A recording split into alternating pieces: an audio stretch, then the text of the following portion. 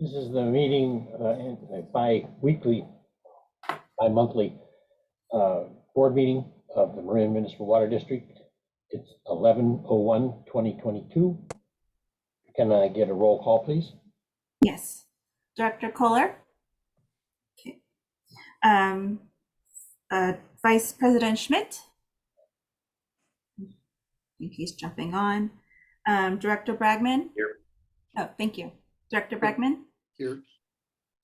Director Gibson? Here. And President Russell? Here. Okay, can I get a motion to adopt the agenda? So moved. Second. Roll call, please. I do see a hand raised. I don't know if it's on this item. Oh, are there any public comments? Oh, No, not on the adoption of the agenda. Okay. Vice President Schmidt? Here. Aye. Director Bragman? Aye. Director Gibson? Aye. And President Russell? Aye. Public comment on items not on the agenda. Yes, we do have one. Mr. James Krajewski, I do want to remind the public that you have 3 minutes to leave your comment. So let me set this up. Go ahead, Mr. Krajewski. Hi, thank you. Back in April, Director Kohler declared that the water district could never ration water during her many years on the board, despite all the water use restrictions that have been placed on customers of the district over the years. I've asked multiple times via email and at these board meetings for her definition of rationing and a source of that definition. Restrictions such as those required by the water district are frequently described as rationing in the media and by other water districts, etc. And all of this time, Dr. Kohler has not responded to my question, nor reached out to me in any way that I know of.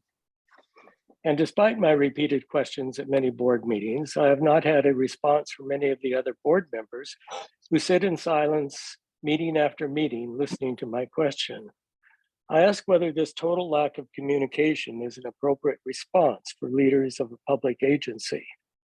Do those running for a seat on the board think this is okay behavior to just ignore a simple but repeated question from a customer? Is complete silence a respectful or kind response? What does the refusal to answer a customer's question say about the leadership's expertise or values? So much for the idea of community engagement. Apparently, some of us customers just don't count. Thank you. Thank you, Mr. Krajewski. There are no further public comments. Okay, directors and general managers announcements.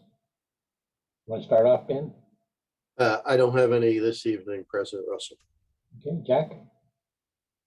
I have none. Monty? I have nothing. Larry?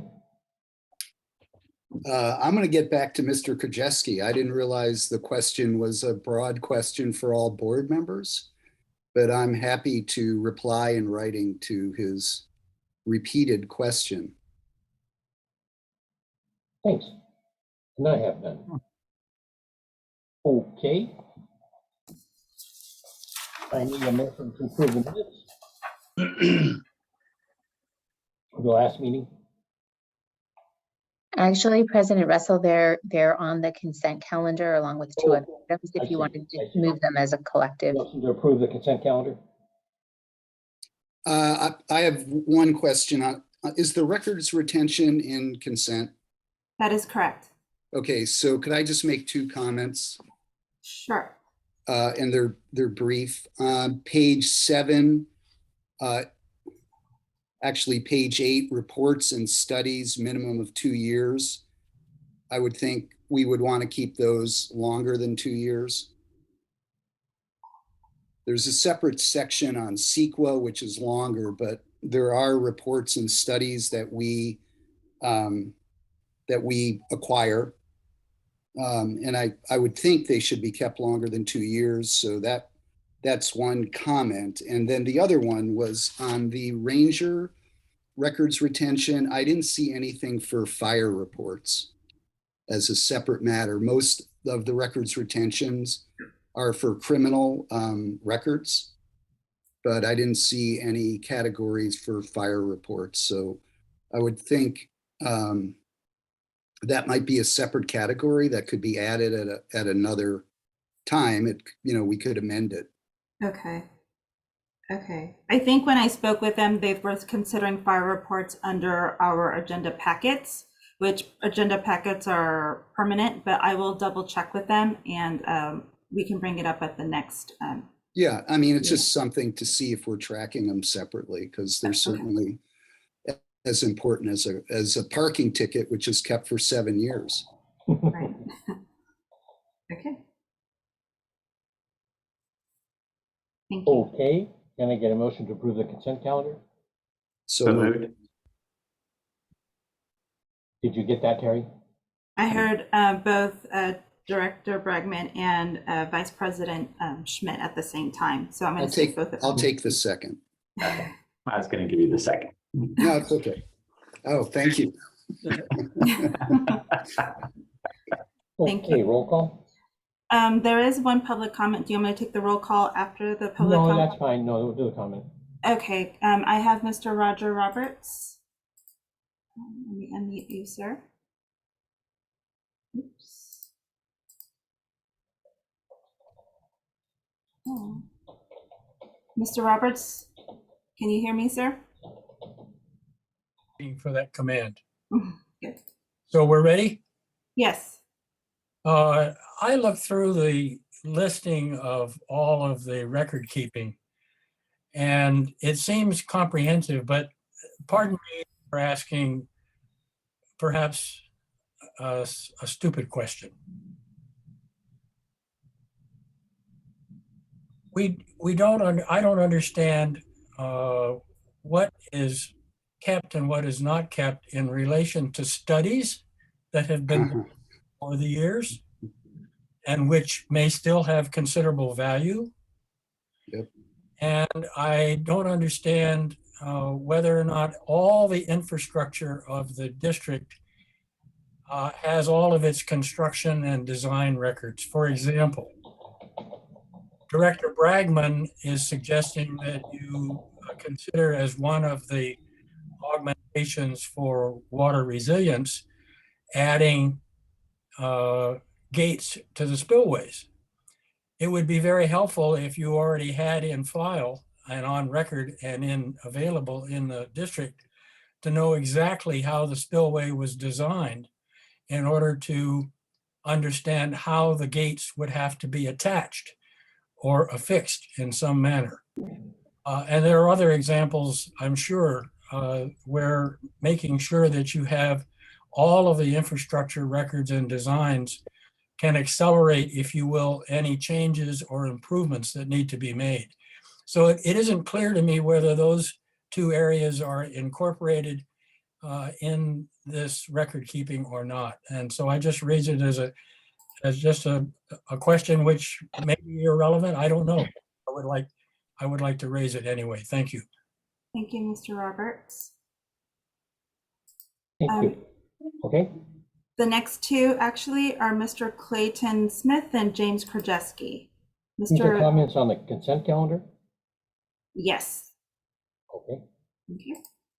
Go ahead, Mr. Smith.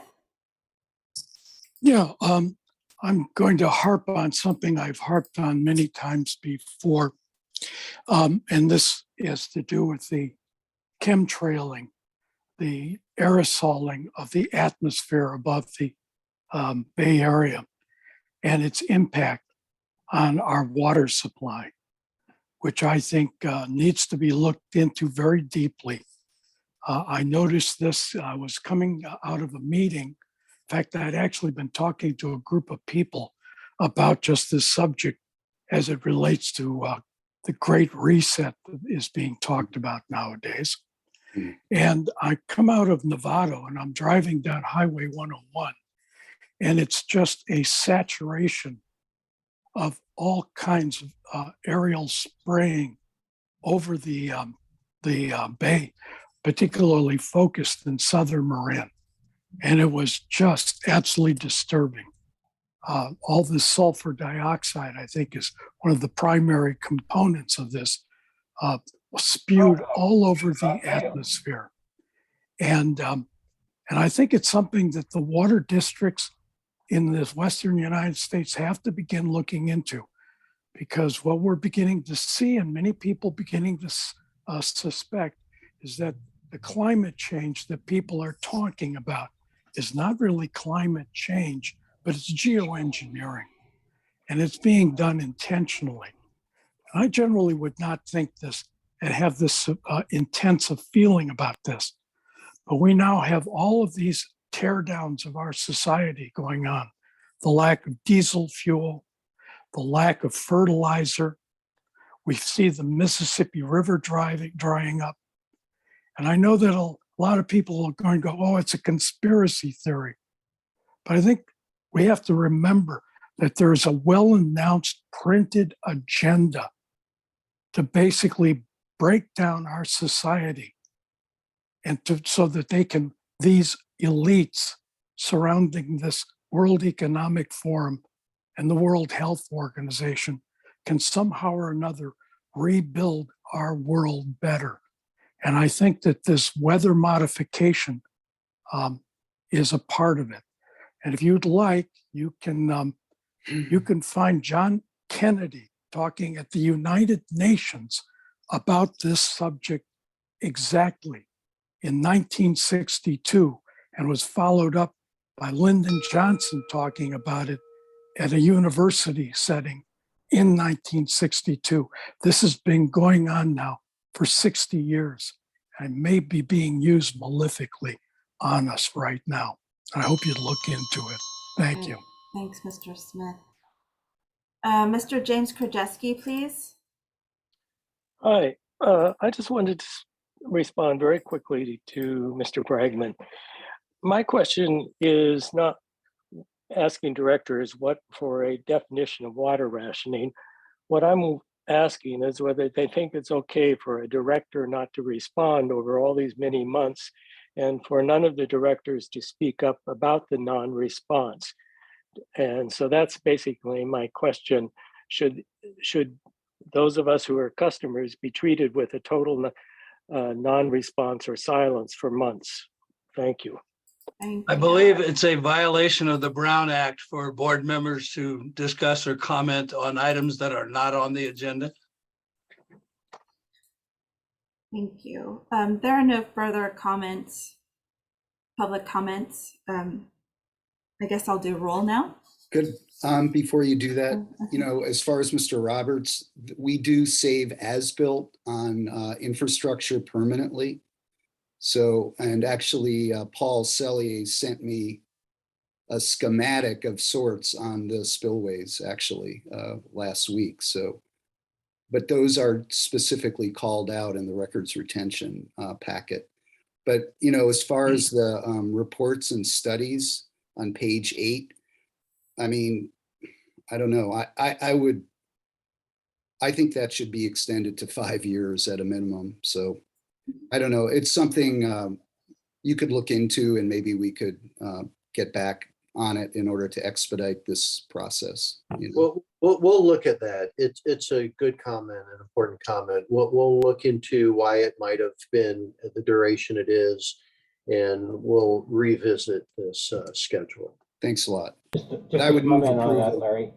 I just received a report from the city of Detroit that was published in 1994, and they struggled to find it, but they found it, and they scanned it, and they sent it to me under a FOIA request. It was hundreds of pages long, and they dug in and got it.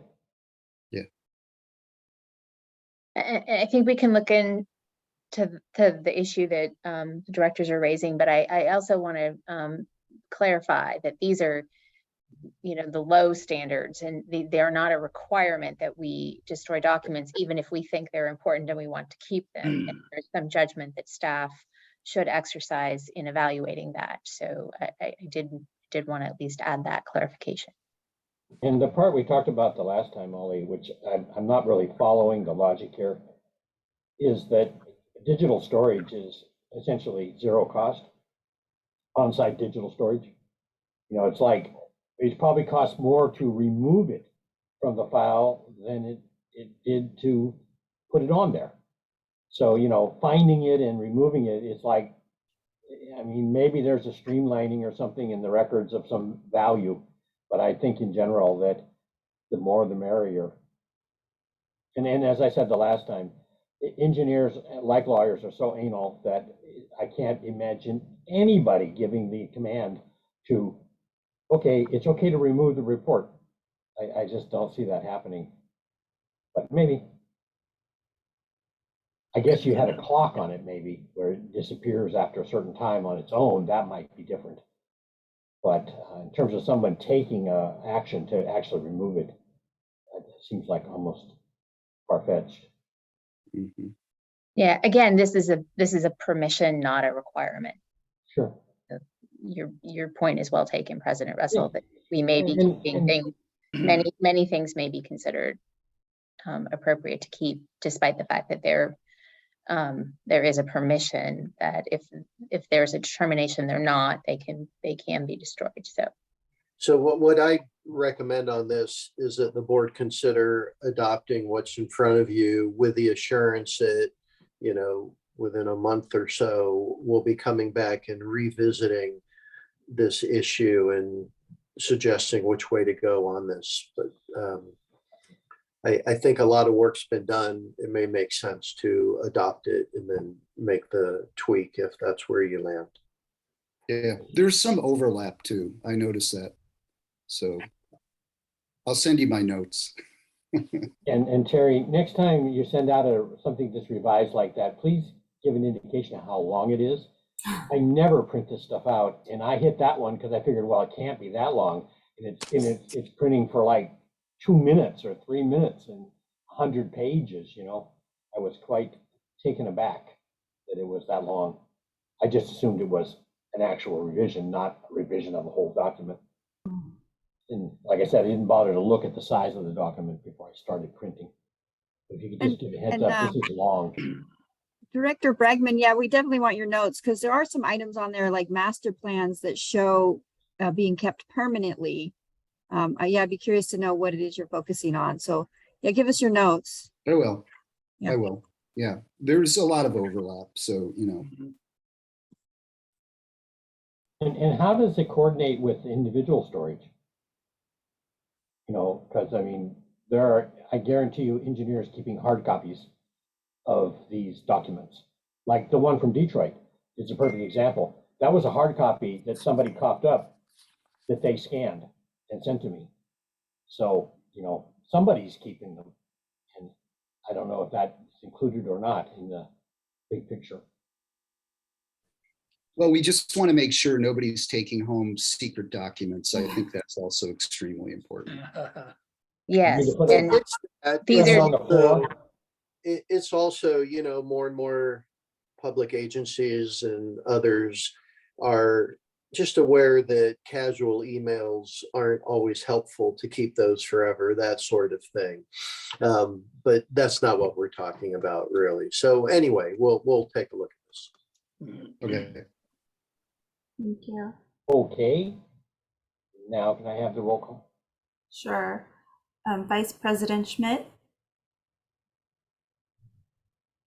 You're on mute, sir. Okay, when that happens, aye. Director Bregman, Aye. Director Gibson, Aye. and President Russell. Aye. Thank you. Okay, pipeline replacement project. Good evening, directors. Crystal Yesman, Director of Engineering. We just finished up a couple of large pipeline replacement projects. And so tonight we're going to give you a presentation on those projects. And I'm going to introduce Mark Cazaret. He's our engineering manager for construction engineering, and he'll be giving you a presentation. Okay, good evening, board members. Mark Cazaret, engineering manager for construction. Can you guys see the presentation? Yeah. Okay, great. So the purpose of this presentation, as Crystal was mentioning, is essentially a review of two of these larger projects that the district completed, the East Blithedale Pipeline Replacement Project in Mill Valley and the 3rd Street Pipeline Project in San Rafael. The district staff come to the board with many pipeline replacement projects. but each one really comes with its own complexities and challenges. And so with this presentation, we're just hoping to provide some information and share some of the details with you all about some of the challenges that we do face. And so the presentation will briefly cover our underground infrastructure, and we'll highlight the importance of our pipeline renewal projects. We'll discuss the recent projects, the 3rd Street and Blithedale, looking at the scope and the budget and schedule. And we'll talk about some of the challenges and the successes that these two projects saw. And we'll conclude with a brief summary of recently completed projects and some of the projects that are nearing completion. And this photo on the right here is a welder on the Blithedale project connecting 2 sticks of welded steel pipe for installation. So this slide shows a breakdown of our pipe by material. You may have seen it before.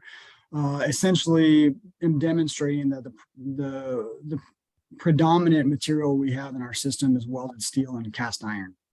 The plot to the right shows our pipe by age and by material makeup, where the decade of the pipe was installed on the x-axis and the total number of miles is shown on the y-axis. And so when you're looking at 1950s, for example, you can see that we installed about 100 miles of cast iron pipe was installed by various contractors, not just Marine Water, and about 20 miles of welded steel was installed. And you can see that during the decades between 1950 and about 1980, about half of our underground system was installed. And so with an average age of all of our pipelines of about 50 years, given a pipeline life cycle of maybe 80 years, we're kind of facing a generational challenge in ensuring that our aging infrastructure remains reliable through the next century. And really, we're focused on upgrading our infrastructure, and a lot of that is rebuilding our pipelines. And this slide shows 2 common issues that can occur with aging underground infrastructure. The photo on the left is a recent main break on the Sir Francis Drake project street on San Rafael. And the photo on the right is corrosion. It's tuberculation that we found on a segment of pipe on the Blithedale project. And essentially this corrosion is just a rust formation on the inside of the pipe. And while not posing a water quality issue, this form of corrosion does reduce the flow capacity of the mains. And it can also increase the cost of pumping due to the increased head losses through the system. Both of these issues are common to cast iron main, which does represent over 30% of pipelines in Marin. And so really our CIP program is our tool to stay ahead of this aging infrastructure and replacing a lot of these utilities before we see these types of issues. I think you should add, Mark, that that's common in unmortar lined pipe. You're correct. It's common. In fact, that was actually one of the impetuses for mortar lining. So that type of corrosion occurs in metallic pipe, like galvanized threaded pipe and cast iron.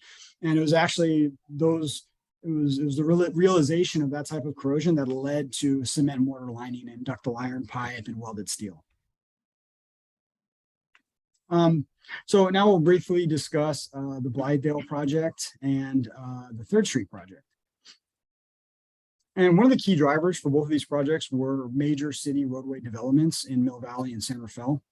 Our pipelines weren't initially slated for replacement, but we did add these to our CIP after we learned that the cities did plan to rebuild those major arterials.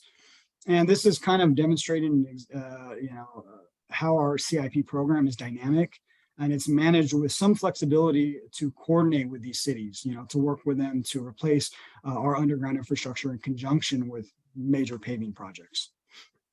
And it so happened that both of these projects were good candidates for replacement as well. And by doing our project in conjunction with the paving projects, we were able to realize some opportunities with the cities and cost savings and other advantages. There was a couple of key differences with the 2 projects. The 3rd Street project was a single contract managed by San Rafael. It required no encroachment permit since it was technically a city project, but it did have a reimbursement agreement with the district where the district helped pay for the district's portion of its construction management and some of the paving costs that the district would have seen had we completed the project by ourselves.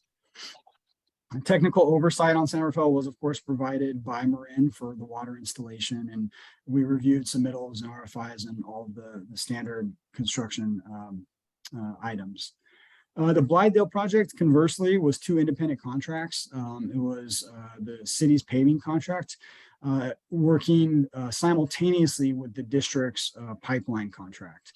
There was an encroachment permit because of this. It was essentially our own project happening in the city, and it required extensive coordination effort with the city to manage these two projects in what was essentially the same work zone on Blithedale. Looking at the project budget estimates, these were estimates provided to the board at the time of contract award for both of the projects. And really the key difference here, again, was the construction management fee and the paving payments that we made to San Rafael to compensate them for the work that we would have had to do ourselves, essentially. The total budget for the San Rafael project was about 4.5 million, and the total budget for the Blithedale project was about 3.2, which represents a pretty large portion of our annual CIP. So on the Third Street project, we replaced about 95-year-old cast iron pipe between Hayes and San Rafael High. We installed about 6,500 linear feet of welded steel pipe of various sizes. And we began construction about in March with a notice to proceed on March 7th and completed the work about 6 months later in September. And this slide is just intended to demonstrate some of the challenges that we see on these major roadway corridors like Third and Blithedale. They're congested with underground utilities, which often requires careful hand digging to avoid damage to said facilities. And in many cases, there's also unmarked utilities. So you have to proceed with caution when we're doing our water main.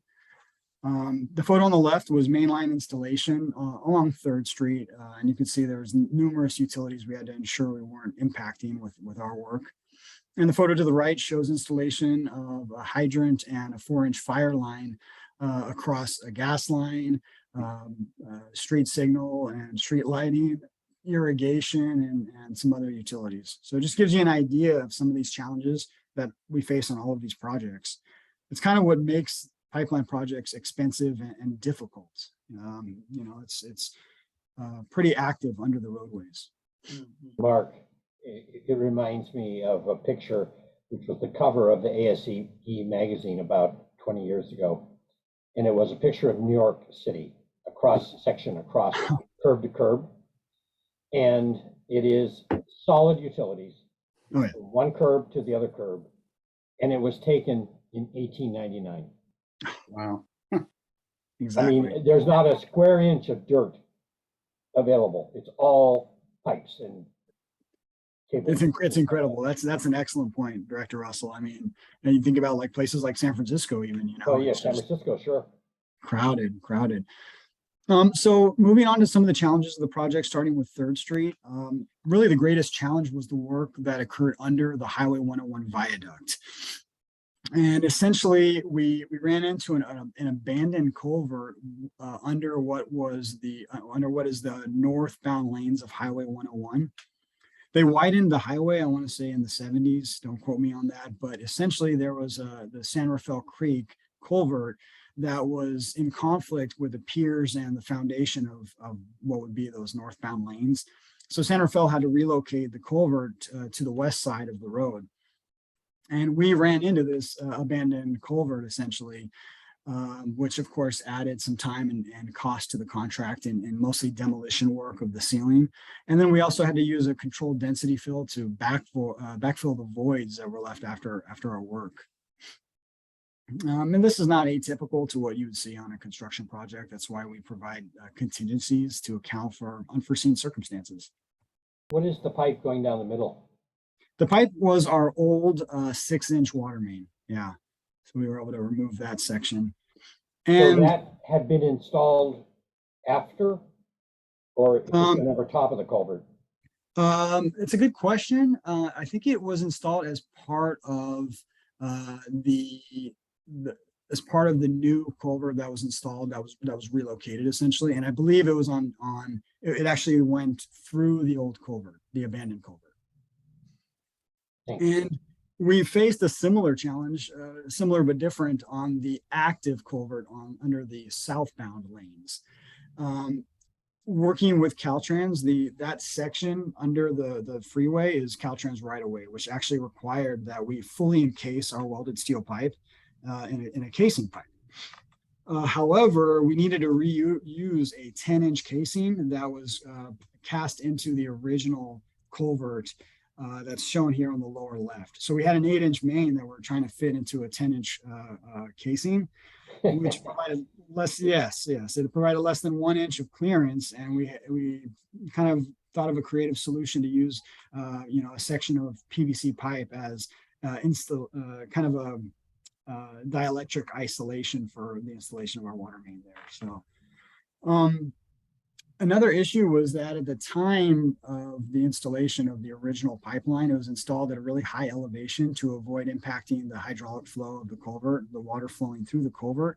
It was only about 9 inches of cover, which you can kind of see in some of these photos, but we require 36 inches of cover. And so we needed to install a vertical offset to reach the depths that we normally require on our pipes. But that also included offsetting the casing as well, which actually posed quite a lot of challenges in installation and welding. So we had to kind of pre-install the casing over the welded steel carrier pipe, and then kind of retroactively weld the casing elbows as well. So it was a lot of geometry there, a lot of welding as well. So we looked at the budget. We kind of compared budget to actuals on both of these projects, and this is the cost breakdown for San Rafael project. The actual expenditures for the construction contracts were below what the project was awarded at, and we ended up saving about $275,000 in construction and about $600,000 overall. And the construction savings represented about a 9% savings over the awarded contract amount. And I'll explain a little later kind of why we were able to save some money on these contracts. And on Blithedale, we replaced about a mile of cast iron pipe that was installed in 1921. This was primarily between Camino Alto and Millwood Street, all along East Blithedale. It happened in the same time frame as the 3rd Street project. We began in March and completed about 6 months later on time in September. And the project required closing Blithedale, which probably was one of the greatest challenges of this project. The roadway sees on average about 15,000 vehicles a day. And so we relocated those vehicles down Camino Alto and along Miller Avenue during the duration of our project. Wow. So this photo, or this screenshot on the left here, shows that general detour. And on the right, you can see just this small section in what we call the Sycamore Triangle in Mill Valley. Very intricate traffic control requirements to accommodate traffic going to personal residences and businesses throughout the city. So that was an incredible challenge on the project. We installed more than 185 traffic control signs, and many of them were actively managed on a daily basis. Did you get much response, negative or positive, from the public going through that process? Yes, we did. The first, frankly, the first couple of weeks were challenging. We did a great job providing outreach to the public. We were actively communicating with everybody. People knew it was coming, but I don't think anyone really anticipated just the level of impact and congestion that the project would initially incur. Mm-hmm. However, after a couple of weeks, it started working. The traffic control system started working. People got used to it. Their time frames and their commutes kind of changed, and it became very manageable. In fact, we worked step by step with Mill Valley this entire time, and we looked at off ramps. In other words, we looked at opportunities to reopen Blithedale if we had to. Mhm. And both parties found that, hey, the system is actually working. And so we were able to keep Blithedale closed for the duration of the water project. In addition, Marin water staff work closely with Marin and Golden Gate Transits to develop bus detour routes. So normally Marin Transit and Golden Gate will go through Miller and come back on Blithedale, and vice versa when they go through Mill Valley. But of course, with the road closure, we needed to relocate the bus traffic strictly to Miller. Mhm.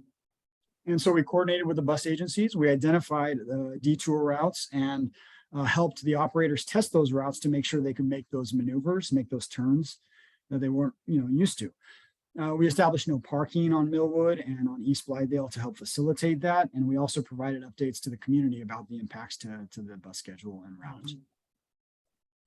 And similar to Third, we also saw pretty extensive underground utilities, which pose challenges to the Blithedale project.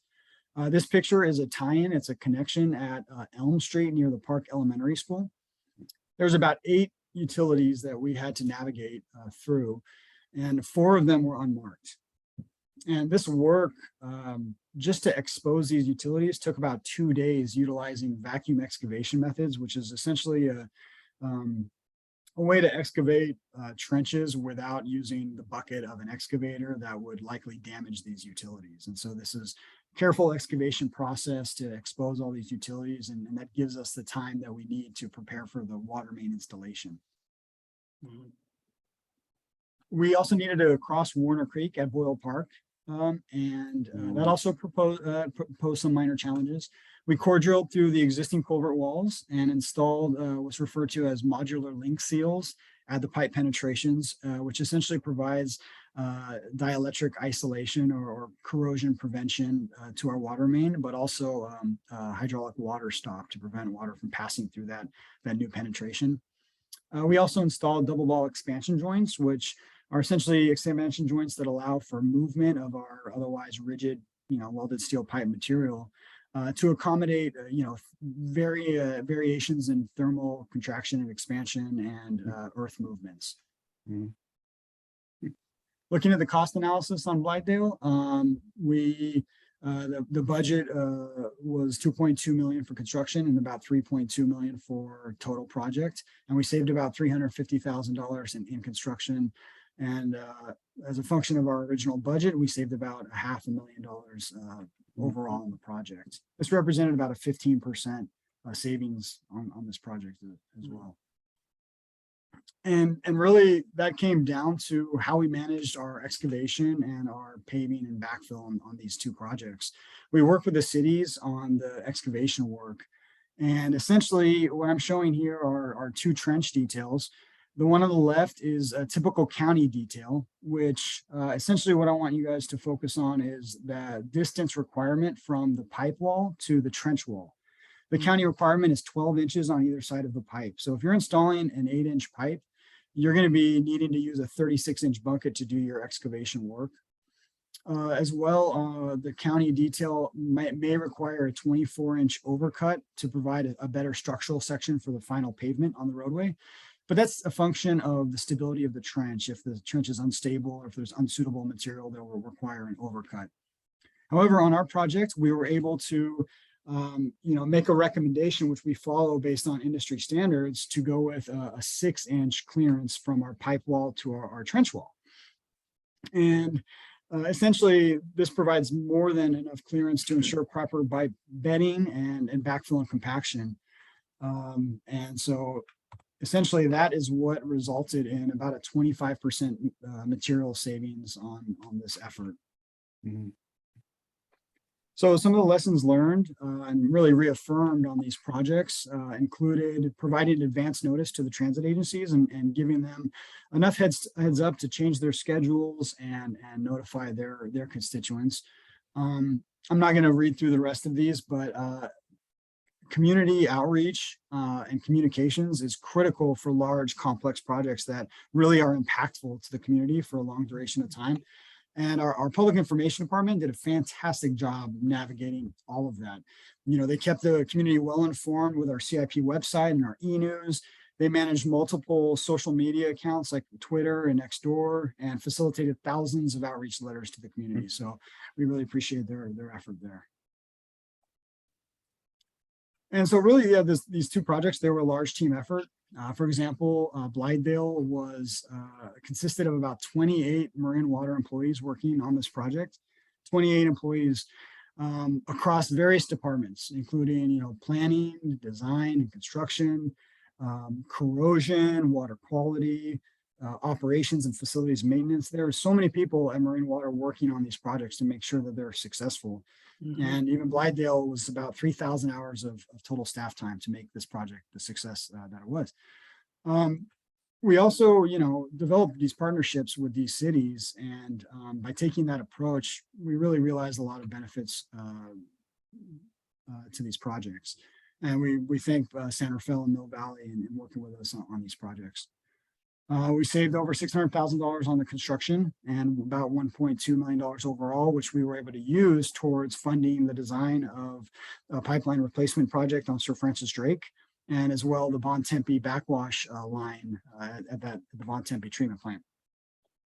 And it's also important to note that we're going to see more of these larger projects. We're going to take more of these projects to the board as we see the need to replace our infrastructure increasing over time.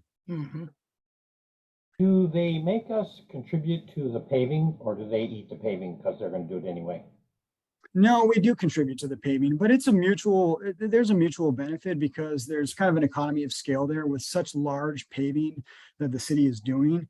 Their cost, per square foot of asphalt roadway would be less than what we would have to pay. And so our portion thereof is just a percent proportion. And so I think both parties kind of see that benefit, but we do provide the district's portion. I believe, Mark, and correct me if this is wrong, that where possible, we coordinate the timing of projects in coordination with the need for repaving. And obviously, the city doesn't go in and repave, and then we go in and dig it up and do a new project. Exactly. Yeah. Exactly. Yeah. And our engineering manager of our planning department would say this better than me, but I believe we get information from the county and the cities on an annual basis. And they provide information on what their roadway development projects are, and we can identify and coordinate our CIP projects from those. And that was the impetus of both of these projects. There were large paving projects. Our pipelines were the age that needed replacement. And so it was really a win-win for all parties. So this last few months, actually, we completed 4 projects, including the 2 I presented today. As well, we finished the Barber Ave project in San Anselmo and the Sky Oaks retaining wall over on the watershed. We have a couple of projects that are going to be finishing up soon as well, with the core rights system improvements and corrosion test station in November. And San Geronimo will be wrapping up spring of next year. And I appreciate your time and the presentation. Yeah, two very well done projects, clearly, and a nice reporting job, Mark. Yeah. Couldn't agree more. These are really good presentations for the public and the board, Ben. And for me, what really struck when I was looking at the presentation earlier and now is the number of folks in the organization that touch a project like this. The engineers are giving the report, but it really is an organizational effort on all these to work together and tap everyone's knowledge, as Mark said, to have a successful outcome. Well, and it's nice to see we didn't make the IJ. Well done. Definitely. Okay, anything else? Okay, thank you. Public comment? Yes, we have Mr. Clayton Smith. Mr. Smith, go ahead, sir. Yeah, I want to go back to something I talked about a few months ago about this project on Blithedale. And I'm looking at the fact that you generated a $600,000 savings so that you had that much in it, as you might call it, an over budget. You could have committed $60,000 to $100,000 of that over budget that you had to the traffic management at the 2 a.m. club in Mill Valley along Miller. I thought it was truly unconscionable, given how much traffic goes down Blithedale, that for this period of time, that those of us who use that road frequently, and particularly people who use that road every single day, and particularly during the time when school was in session, had to face a 20-minute drive time from the downtown Mill Valley to get through that intersection.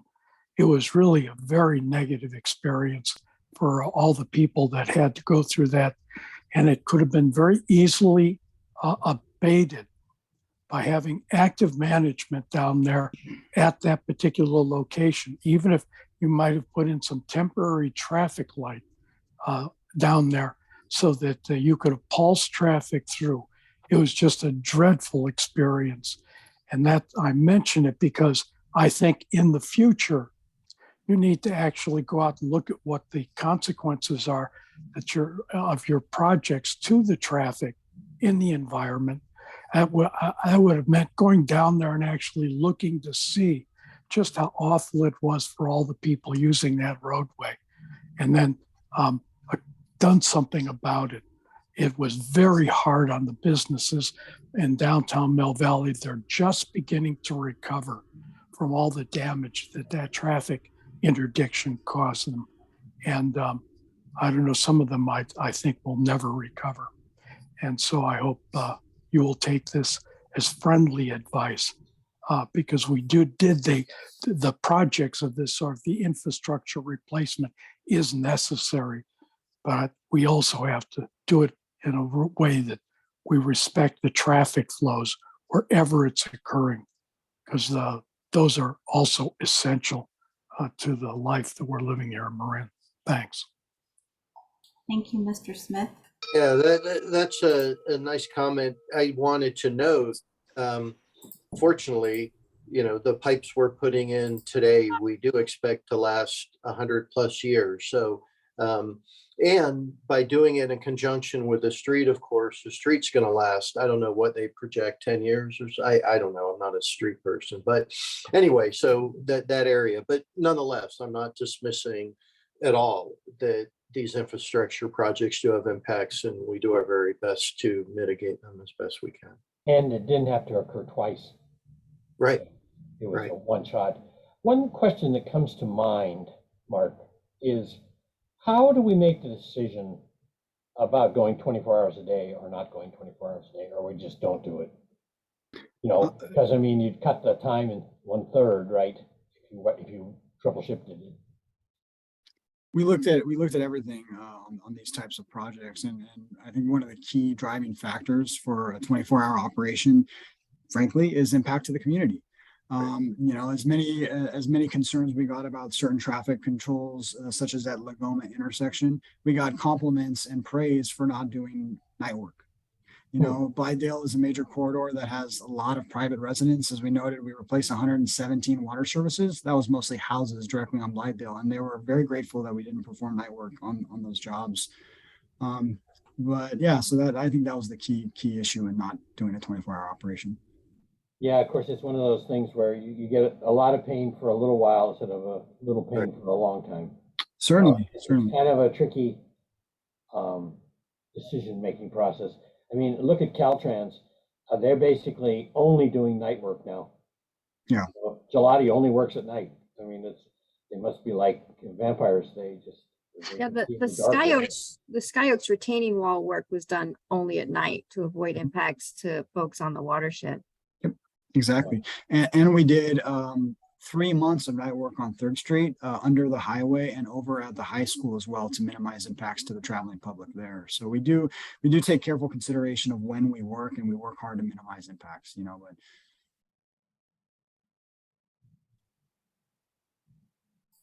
Any others, Terry? There are no further public comments. Well, thank you all. Excellent work. I appreciate Mrs. Smith's comments. Those are food for thought about how to approach that. I'm not quite sure if he was talking about passive traffic control or active traffic control, I mean like a cop, or I couldn't quite follow what the thinking was there. I know, and you probably have seen these, in Europe, they use these electronic temporary traffic lights everywhere. Hmm. You know, they don't have any flagmen in Europe. If it even goes down to one road, one lane, they just have a traffic light that's coordinated to another traffic light, and they time between and turn them on without any people. So maybe that's something we can give some food for thought on, you know, because it is a little easy that, you know, once you go home, you kind of think, well, things are under control, but you're not really there, you know, whereas the people that live there are there all the time. Yeah, Director Russell, you know, we were very closely monitoring the situation at Lagoma. There was no traffic impacts outside of the working hours. Sure. It was only Sure. during working hours. And really Lagoma is just a very challenging intersection. It's a 6-lane road there at that section, and it's a stop sign. There is no controlled intersection.